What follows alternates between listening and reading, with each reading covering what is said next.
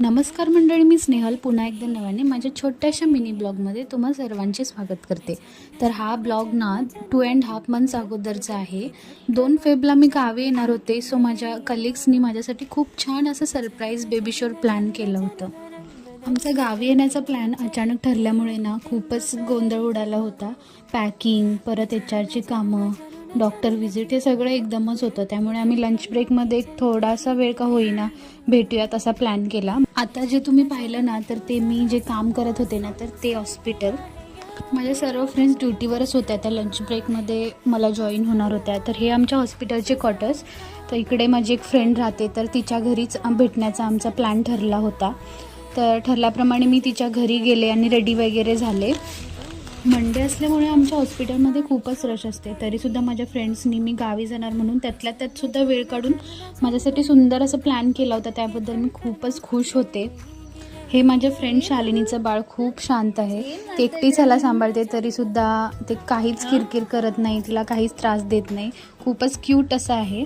बाळाशी खेळत खेळत मी त्यांची वाट पाहत होते, कारण मलासुद्धा घरी निघायचं होतं. मेडिकल फील्ड म्हटलं तर किती बिझी शेड्यूल असतं हे तुम्हाला तर माहितीच असेल. तरीसुद्धा त्या खूप म्हणजे आल्या लगेच कामाला लागल्या. काही त्यांना जमेल तसं त्यांनी डेकोरेशन केलं, कारण आमच्याकडे टाईमच नव्हता. मलासुद्धा जायचं होतं, त्यांनासुद्धा जायचं होतं. तर इकडे मला वाटलं की ती माझे फोटोज घेते म्हणून मी छान पोज देते, तर ती व्हिडिओ घेत होती.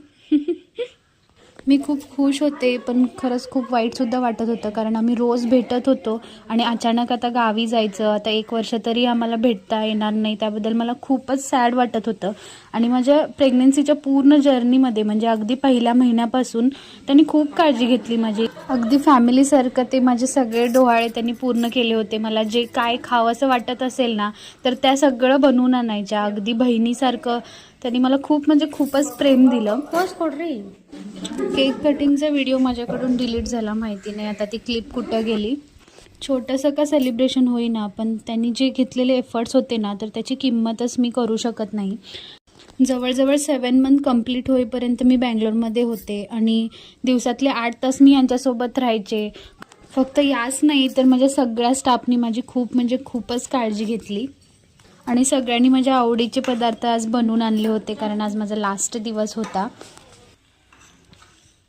ಏನಿಲ್ಲ ಚೆನ್ನಾಗಿ ಮಾತಾಡ್ತೀಯ ಮತ್ತೆ ಒಳ್ಳೆ ಮನಸ್ಸು. ಆದರೆ ತುಂಬ ಮಿಸ್ ಮಾಡ್ಕೊತೀವಿ.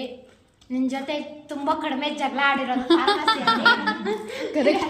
ಎಲ್ಲರನ್ನೂ ಹೋಲಿಸ್ಕೊಂಡ್ರೆ ನಿನ್ನ ಜೊತೆ ಕಡಿಮೆ ಜಗಳ ಮಾಡಿದ್ದೀನಿ. ನಾನಂತೂ ತಮಿಳಕ್ಕ ಜೊತೆ ಜಾಸ್ತಿ ಜಗಳ ಮಾಡಿದ್ದೀನಿ, ನಿನ್ನ ಜೊತೆ ತುಂಬ ಕಡಿಮೆ. ಅಷ್ಟೇ ಕ್ಯೂಟಾಗಿ